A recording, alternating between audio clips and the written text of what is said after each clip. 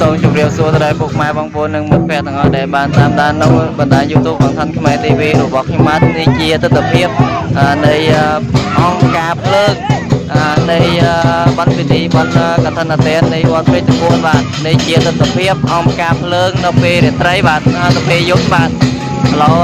កំពុងតែដង្ហែជុំវិញតាមផ្លូវបាទតាមផ្លូវនេះខាងមុខនេះជាអង្គការភ្លើងណា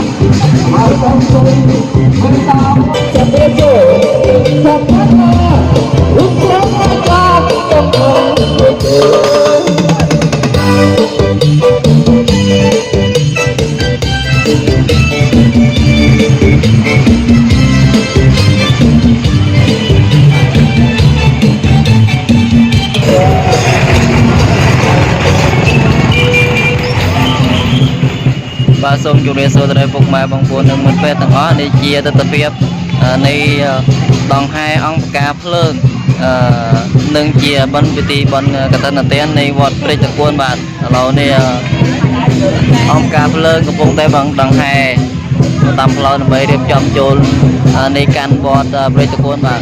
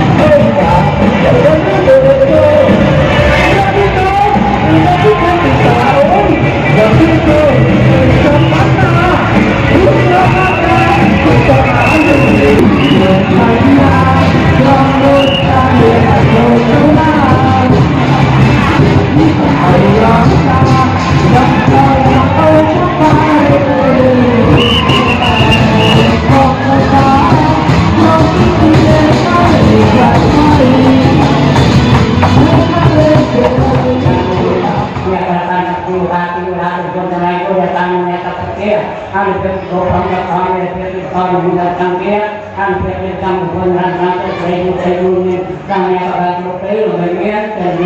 lah.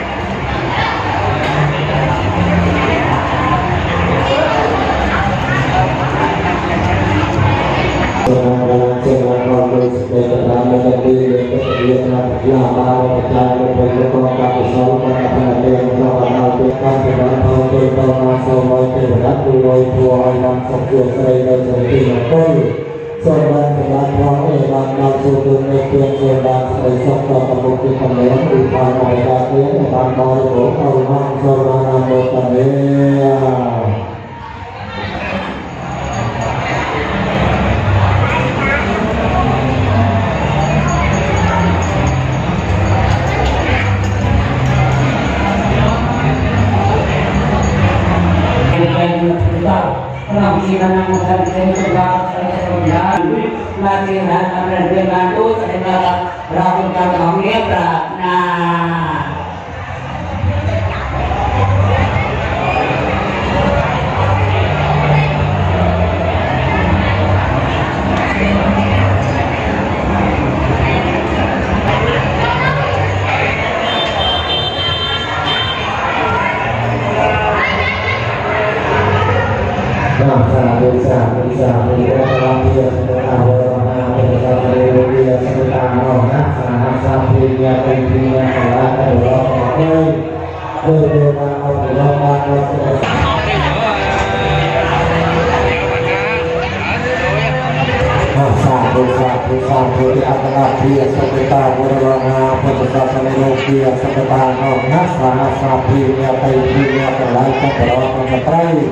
โดยบางเอาผลบางเอากระไรชอบโยกบางเอาแบบพุทธศาสนาโยกบางเรียนรู้ไปบางเอากระไรชอบพร้อมด้วยเด็กทั้งหลายเกิดเกิดเมื่อ